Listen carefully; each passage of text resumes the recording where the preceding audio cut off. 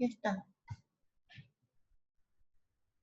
¿Me escuchan y ven la imagen? Sí, doctora.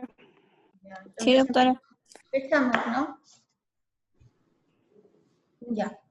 Bueno, la clase de hoy día es el laboratorio en parasitología y micología. Bueno, ya hemos hablado, ¿no? Algunos aspectos de tanto de parásito como micología, lo que es la toma de muestras, los exámenes directos, el examen físico, los cultivos. Ahora vamos un poquito a hablar sobre las pruebas inmunocromatográficas, lo que es detección de ácidos nucleicos, algunas soluciones que se usan para los exámenes directos, algunas tinciones. Bueno, la importancia del laboratorio es pues tanto diagnóstico, ¿no? De una forma precoz para iniciar un tratamiento y evitar digamos, las secuelas de una enfermedad, el diagnóstico diferencial, ¿no? Entre diferentes patologías que son dadas, ¿no? Para, digamos, cierto tipo de organismo y diferenciar tanto qué parásito, qué hongo, qué bacteria es la causante, para evaluar cómo va progresando el tratamiento de una enfermedad, el tratamiento ya instaurado, cómo va controlándose esta enfermedad, para estimar la actividad o recurrencia de una patología, ¿no? Por ejemplo, la toxoplasmosis. Entonces, las fases del proceso de laboratorio se dividen en tres. La preanalítica, que es la que consume mayor tiempo, es donde también hay mayor cantidad de errores, es la que donde más cuidado se debe tener, porque si la fase preanalítica ya no hay un adecuado almacenamiento, toma de muestra, como siempre hemos, ¿no?, conversado, el error pues va al final darnos digamos, un diagnóstico alterado que no va a ayudar en el tratamiento del paciente. Tenemos la fase analítica, que corresponde en sí al procedimiento que se hace en el laboratorio, el procedimiento diagnóstico. Incluye la técnica que se va a usar, la calibración de los equipos, los controles de calidad. Esa es la fase analítica. Y la fase postanalítica incluye los cálculos, cómo se interpretan los resultados, la validación de los resultados, si es acorde en la clínica con los resultados que se obtienen y la emisión del informe final. Entonces, como siempre al tomar una muestra, nosotros lo primero que vamos a hacer es visualizar, ¿no?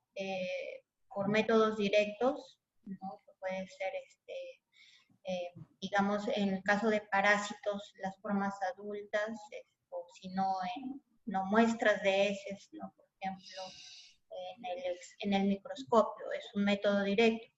Los que van a poner en evidencia este agente o su forma evolutiva, ya sea larva, quiste, parásito adulto, o un fragmento, un antígeno o el ácido nucleico. Ese es un método directo.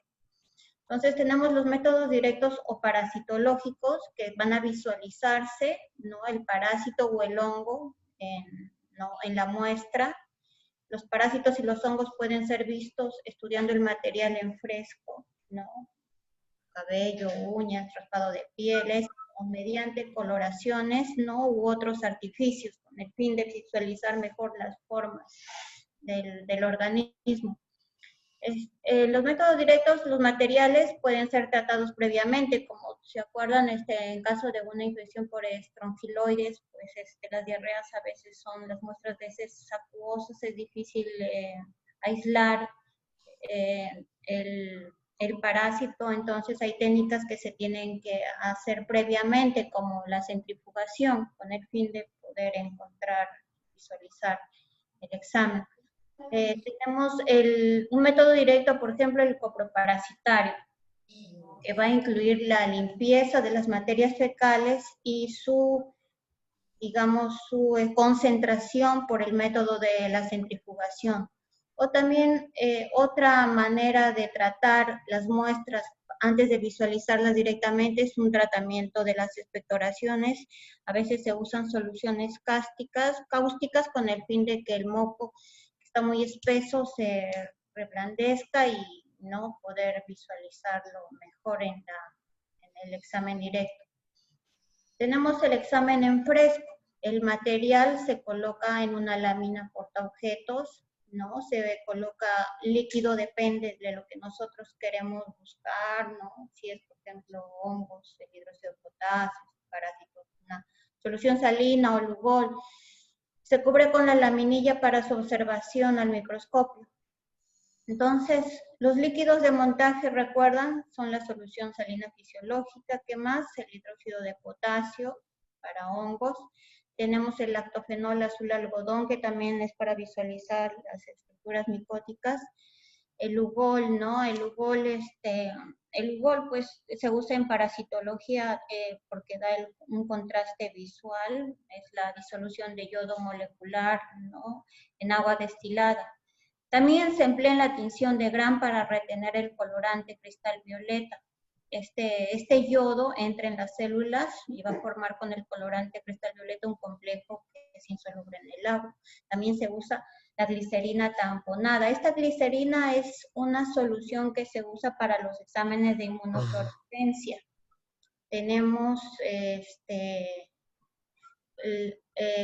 la ventaja que van a permitir una observación, ¿no?, más fácil, evitan las distorsiones de luz. Otras soluciones van a resplandecer el material y aumentan el contraste de los objetos buscados, como es el caso del lugol. Por ejemplo, acá tenemos quiste de tamoeba histolítica, ¿no? Es en una solución lugol. Tenemos el huevo de Aedes aegypti en un examen directo. Tenemos acá el criptococo neoformans en tinta china, ¿no? Que se ve así aislado en un fondo oscuro, marrón oscuro o negro. Tenemos la larva de Strongyloides stercolaris, que puede usarse formalina al 10% o PAF, ¿no? Que es una solución de fenol, alcohol y formaldehído. Entonces, usamos también, además de soluciones para el examen directo, se usan coloraciones. Entonces, entre las coloraciones tenemos las panópticas. ¿Qué son coloraciones panópticas? Las coloraciones panópticas son tinciones que también llevan el nombre de coloraciones Ramonovsky. ¿Y por qué ese nombre? O sea, quiere decir que estas coloraciones están basadas en el uso de una mezcla formada de un colorante ácido, que es la eosina, y varios colorantes básicos. Por favor, ¿no puedes callar? Ya. La coloración panóptica o la Romanowski es entonces una mezcla formada de colorantes. Un ácido que puede ser la eosina, tenemos la coloración hematoxilina eosina y las coloraciones GEMSA, y varios colorantes básicos, que puede ser el azul de metileno, el azul A, el azul B y el azul C. Entonces, una coloración panóptica es cuando se utilizan sucesivamente varios colorantes. Y entre los ejemplos tenemos la hematoxilina eosina, que se usan también en cortes histológicos. Acá tenemos un quiste tisular de Toxoplasma gondii, ¿no? Un corte histológico de cándida. Lo que hace la coloración hematoxilina eosina, bueno, es tiñe las estructuras ácidas, que son las basófilas, en un tonito azul o púrpura, ¿no? Supuestamente los núcleos van a ser púrpura. Y el uso de eosina, que tiene componente básico, que es la acidófila, en tonos de color rosa. Por eso se ve así, ¿no? El color rosa. Se va a aislar el citoplasma. Y la coloración GEMSA, que es una coloración panóptica porque son varias coloraciones en varios procedimientos, una ácida y varias básicas, ¿no? Se utiliza para el colorante de muestras de frotis sanguíneos o también extendidos de médula ósea. En este caso hay cortes histológicos también de un gránulo actinomicótico, ¿no? Que es bueno, es un micetoma, es un hongo o puede ser una bacteria filamentosa. El micetoma es una lesión que es subcutánea, inflamatoria y granulomatosa, que es causada por hongos o bacterias. Y acá tenemos un crotis de pseudoquiste de Toxoplasma gondii con la coloración de Giemsa. También tenemos otras coloraciones específicas, como la Ziel-Nielsen, ¿no? Para esta coloración, ¿para quién usamos la coloración de Ziel-Nielsen? ¿Te acuerdan? ¿No? Bien conocida para la Mycobacterium tuberculosis. Esta Ziel-Nielsen, bueno, requiere 3 soluciones. Requiere carbol, fucina, fenicada, azul de metileno y solución de colorante. Y también detecta pues otros coccidios, ¿no? Por ejemplo, en este caso no es un bacilo de Koch, sino es un coccidio intestinal. Y la solución de Quinjo es una modificación nada más de la Ziel-Nielsen. La diferencia es que no utiliza calor. También sirve para teñir las micobacterias, ambas. Tenemos la coloración de Gomori, ¿no? La de Gomori es una técnica que combina un colorante plasmático y un colorante de las fibras conectivas. Este es empleado, esta solución de Gomori, como acá lo dice, para los hongos. La reacción pintorial está basada en la presencia de ácido periódico. Entonces, los polisacáridos de la pared celular de los hongos son oxidados aldehídos y estos a su vez reducen el complejo nitrato plata metanamina, produciendo esta coloración café, ¿no? Miren acá como gránulos de café. O negro, también puede ser más oscuro, ¿no? Un café a negro, debido al depósito de la plata en los lugares de la localización de los aldehídos. Tenemos la coloración tricrómica, que es un procedimiento rápido que da buenos resultados para propósitos de rutina. Es un método simple, es útil para la definición de las estructuras citoplasmáticas y detalles del núcleo.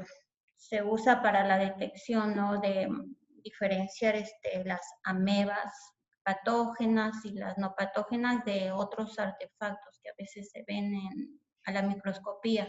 Por ejemplo, el glóbulo de los glóbulos blancos, para diferenciarlo de los glóbulos blancos u otros artefactos. Tenemos la hematoxilina férrica, que es una combinación de tinciones utilizadas en histología y resulta útil para identificar fibras elásticas. Este colorante es una combinación de orceína, resorcinol y fucsina. Además del método directo, también nosotros veíamos que para identificar los microorganismos utilizábamos los cultivos, ¿no? Había medios generales y medios también para diferenciar qué patógeno, ¿no?, de cierta especie. Tenemos los medios generales que sirven para aislar una variedad de agentes. Pueden ser modificados agregando o cambiando algún componente, por ejemplo, agregándole un antibiótico para inhibir el crecimiento de otro y que crezca el que supuestamente nosotros estamos, ¿no?, diagnosticando. Tenemos entre medios generales, ejemplo, el Saburo, que es utilizado para hongos. Tenemos el medio 3N, que sirve para protozoarios y hemoflagelados. El medio 3N significa medio de nori, medio de McNeil, medio de Nicol. Son las 3N. Este es un método bien antiguo, conocido, es para el cultivo, acá como lo dice, de parásitos hemáticos y tisulares. El medio 3N. También tenemos los medios selectivos, entonces tenemos los generales y los selectivos. El selectivo es para aislar un agente de un grupo, ¿no? Tiene una formulación bien definida, tienen antibióticos. Por ejemplo, tenemos el DTM, que es para dermatofitos. El DTM, bueno, son las siglas en inglés de dermatofito test medium. Tenemos el medio LIT, que es las siglas de liver infusion tryptosa, ¿no?, para el crecimiento de tripanosomas. Entonces, tenemos los medios selectivos. Y hay otras técnicas, ¿no?, en otro tipo de laboratorios que son técnicas de aislamiento por inoculación que se va a usar en animales de experimentación.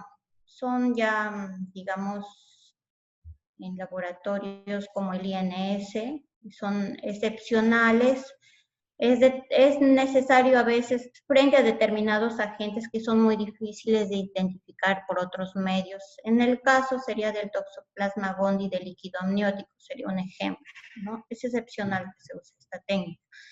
Y exige rigurosas normas de bioética, bioseguridad y calidad operacional.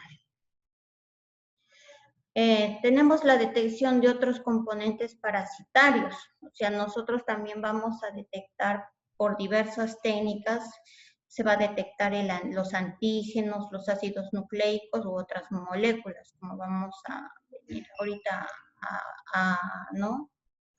Con estas técnicas, por ejemplo, las técnicas inmunológicas directas. Entre las técnicas inmunológicas, pues tenemos el IFI, el ELISA, tenemos el EIT, que es la electroinmunotransferencia, tenemos NALIA, que es nanoensayo luminométrico múltiple. Una de ellas es la inmunofluorescencia directa, ¿no? Esta es una técnica de inmunomarcación que hace uso de anticuerpos.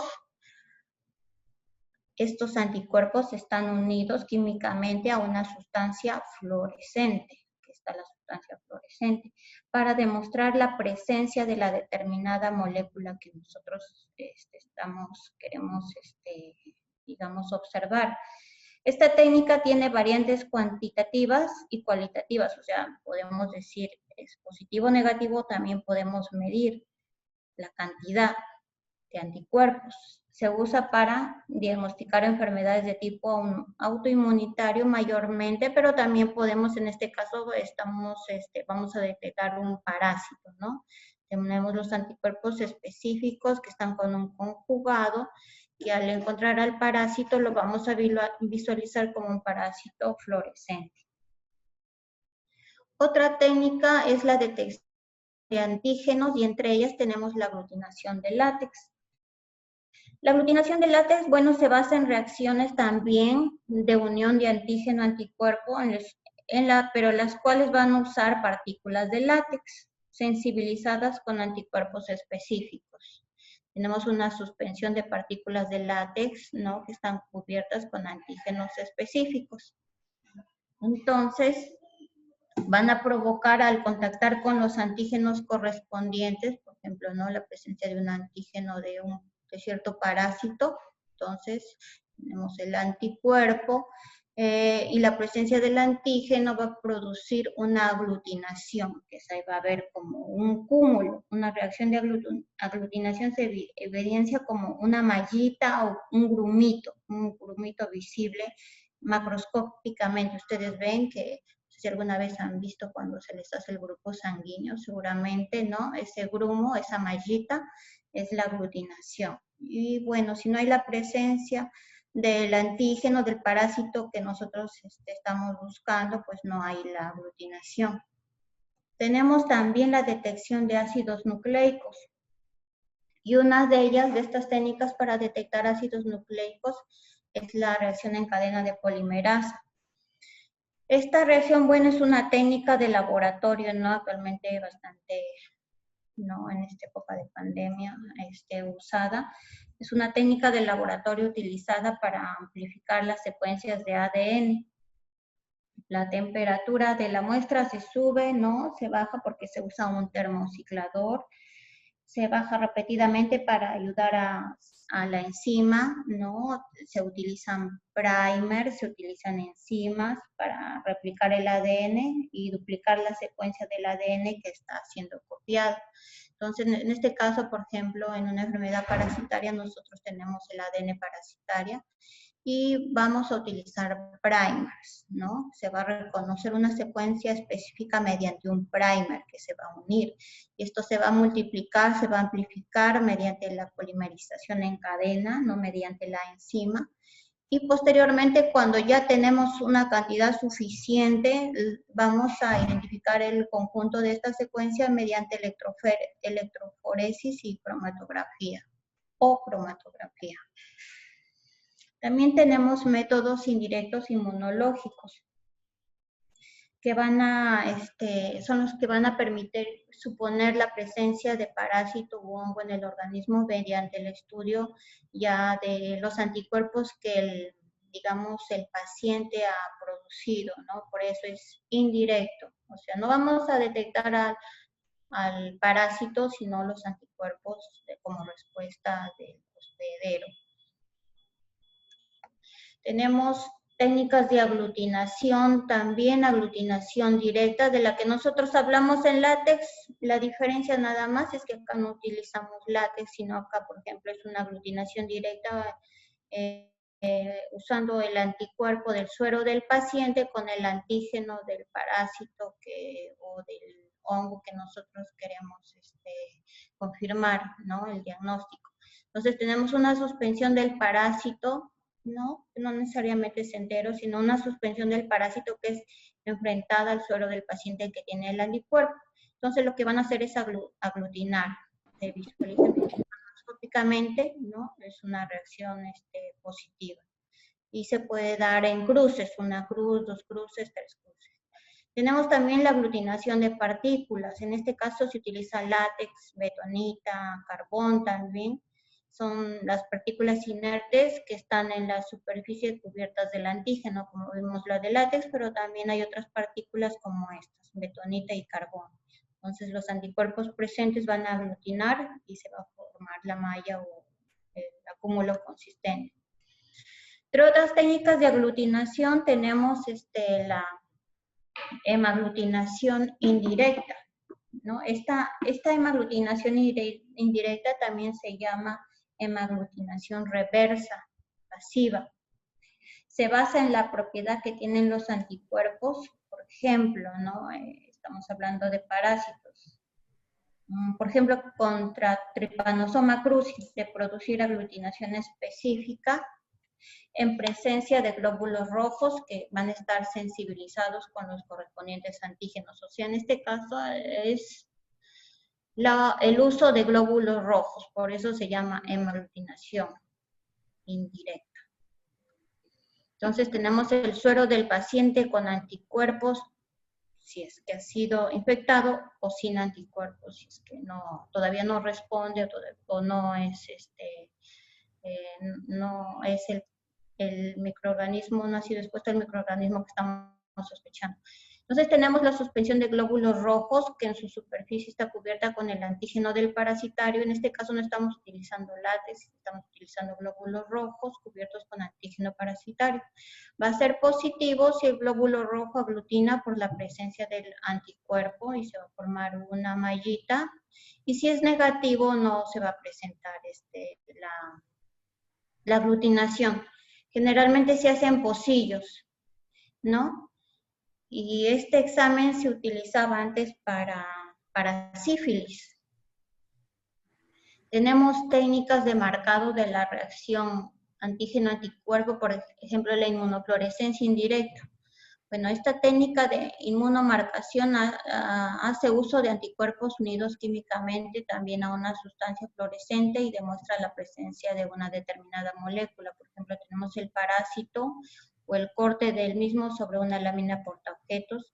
Entonces lo enfrentamos al suero del paciente que tiene el anticuerpo, si está infectado o no lo tiene.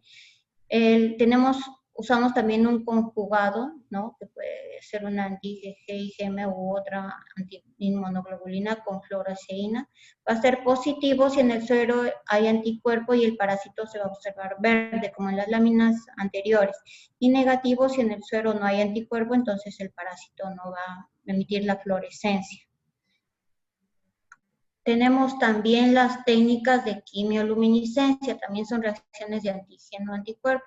La quimioluminiscencia es un inmunoensayo que se basa en la emisión de luz que va a ser asociada con la energía.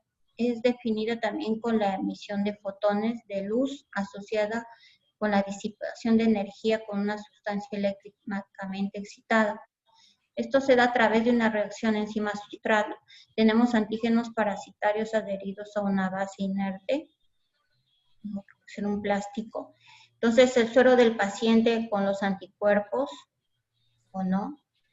Tenemos el conjugado del anticuerpo con enzima y luego el sustrato luminiscente. Igual, va a ser positivo si el contenido produce luminiscencia y va a ser negativo si el contenido es opaco. Acá necesitamos un equipo que tenga pues un fotómetro, un luminómetro, ¿no? Generalmente todos estos equipos son pues automatizados. Es el equipo de quimioluminiscencia es el que usamos, por ejemplo, en bancos de sangre para detectar los 7 marcadores que exige el PRONAEVA. La finalidad de estos estudios, como ejemplo, banco de sangre, pues es técnicas de screening, ¿no? Tamizaje, utilizadas para estudio de grandes poblaciones, son altamente sensibles, pero también hay un porcentaje de falsos positivos. Entonces, luego, estos resultados positivos del screening tienen que ser sometidos a una técnica confirmatoria. La confirmatoria es la que nos va a dar el resultado si realmente es positivo o es negativo. Son utilizados, como dice acá su nombre, para confirmar un diagnóstico en forma específica. El screening tamizaje tiene una alta sensibilidad, pero se va a confirmar con una técnica confirmatoria. Tenemos que los resultados pueden ser cualitativos, ¿no? Positivo, negativo, no reactivo, reactivo, y pueden ser cuantitativos, ¿no? Un mejor ejemplo, ¿no? Que el coronavirus. Tenemos las técnicas cualitativas, los test rápidos, ¿no? Que usamos. Simplemente dan una banda coloreada que indica que es positivo, o si no se colora es negativo. Y tenemos el test también de los anticuerpos neutralizantes, que son el caso de la medición de anticuerpos, que para el coronavirus pues sería positivo un tratamiento, digamos, un ejemplo, ¿no? De plasma convaleciente de más de 1/80. Necesitamos medir el anticuerpo. Ese es un test cuantitativo. Necesitamos medir, y la prueba rápida es un test cualitativo. Solo nos dice que estuvo expuesto o no estuvo expuesto, pero no nos da un valor. Entonces, también tenemos, como les decía, las pruebas pueden tener una alta sensibilidad, ¿no? Para los exámenes de tamizaje, en caso de donación, ¿no? De sangre o de cualquier componente. La sensibilidad va a expresar la capacidad de la técnica para detectar las menores concentraciones posibles. Lo importante es detectar, no importa que el resultado sea un falso positivo por una reacción cruzada, tal vez por un medicamento, tal vez por cierto suplemento que esté tomando. Lo importante de la sensibilidad es que se detecte con la menor concentración de anticuerpo o antígeno. Y la especificidad, bueno, va a expresar la capacidad para de diferenciar los anticuerpos buscados de otros presentes, o sea, que específicamente, o sea, ese anticuerpo, ese antígeno que nosotros estamos buscando, pertenece, ¿no? Digamos, en este caso, al parásito o al hongo que nosotros sospechamos.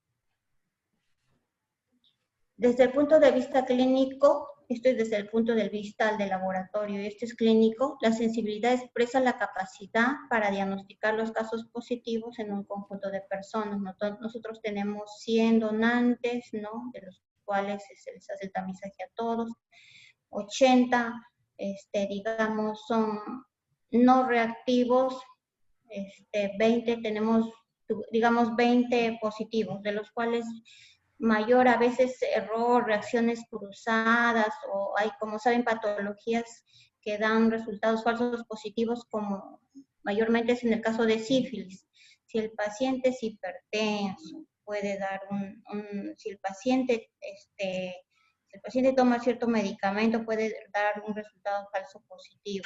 Es la prueba sensible.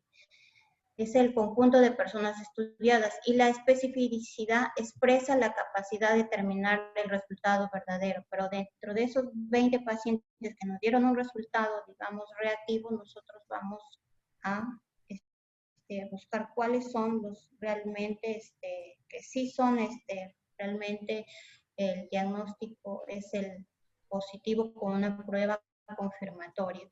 Vamos a enviar las pruebas al INS, les van a hacer un Western blot, ¿no? Y allí vamos a ver cuál el porcentaje de especificidad dentro de nuestros casos sensibles. Ahora todos los laboratorios, al menos de hospitales nacionales e institutos, son automatizados, ¿no? Son equipos electrónicos, ¿no? Que van a facilitar tanto el trabajo manual, van a disminuir el porcentaje de errores, el resultado va a ser mucho más rápido. La medición de la, digamos, de la fluorescencia, en el caso de lisas era la coloración, en quimio es la fluorescencia, la lectura va a ser medida por la computadora del equipo, no va a ser subjetiva. Va a facilitar la padronización y reproducibilidad de las técnicas, va a haber una mayor precisión, el registro de resultados también, que es otro tipo de errores, ¿no? Cuando se emitían los resultados manuales, facilita, digamos, esta validación, ¿no? Es más segura, hay una mejor cuantificación y valoración de los mismos, disminuye en general la cantidad de errores y permite un mejor control de calidad, porque estos equipos antes de empezar a procesar en el día tienen que pasar controles tanto positivos como negativos. Entonces, todos estos equipos, bueno, actualmente me supongo que en provincia, en las postas, en los centros de salud pequeños todavía se utilizan algunas pruebas manuales, pero por la cantidad de tamizaje y de pruebas que se hacen, ¿no? Facilita tanto, no solo en el trabajo, sino también en el ahorro de costos y de personal, la automatización. O sea, al final haciendo un balance, no, costo-beneficio es más barato usar equipos automatizados. ¿Alguna pregunta?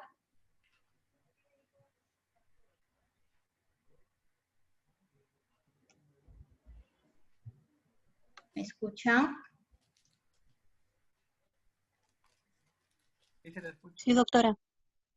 Sí, doctora.